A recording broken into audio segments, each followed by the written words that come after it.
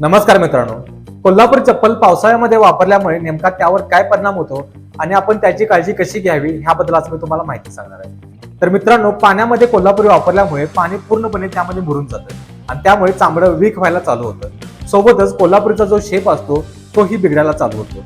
पाणी चामड्यामध्ये मुरल्यामुळे fungal growth म्हणजेच बुरशी यायला चालू होते आणि त्याचमुळे वास सुद्धा यायला चालू होतो।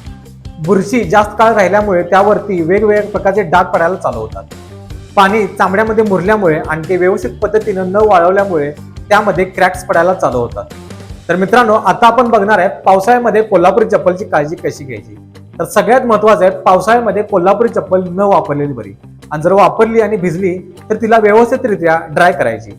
ड्राय करण्यासाठी तुम्ही एखाद्या न्यूजपेपरचा वापर करू शकता, त्यामध्ये व्यवस्थित गुंडाळून तिला ड्राय प्लेसला ठेवू शकता। ह्यासाठी तुम्ही कोणत्याही प्रकारचा हीटरचा किंवा डायरेक्ट सनलाईटचा वापर न केलेला बरा आणि जर तुम्ही केला तर कोल्हापूर चप्पलला क्रॅक्स येऊ शकतात। ड्राय केल्यानंतर तुम्ही मार्केटमध्ये मिळणारे वेगवेगळ्या प्रकारचे लेदर मॉइश्चरायझरचा वापर करू शकता किंवा वॉटर रिपेलंट सुद्धा त्यावर स्प्रे करू शकता। जर तुम्ही पावसाळ्यामध्ये कोल्हापूर चप्पल वापरणार नसाल तर कधी सुद्धा प्लॅस्टिकच्या पिशवीमध्ये गुंडाळून कोल्हापूर चप्पल ठेवू नये। त्याऐवजी मार्केटमध्ये मिळणाऱ्या सिलिका पाऊच असतात त्यामध्ये तुम्ही गुंडाळून ठेवू शकता किंवा एखादं साधं कापड जरी असेल आपल्या घरी तर त्यामध्ये सुद्धा गुंडाळून ठेवू शकतो। मुद्दा असा आहे की कोल्हापूर चप्पलला किंवा चामड्याला हवा खेळती लागत असते, त्यामुळे तुम्ही अशा ठिकाणी ठेवा की ज्या ठिकाणी एअर व्हेंटिलेशन जास्त आहे।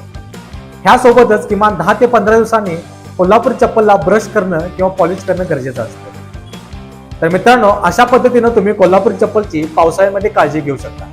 धन्यवाद।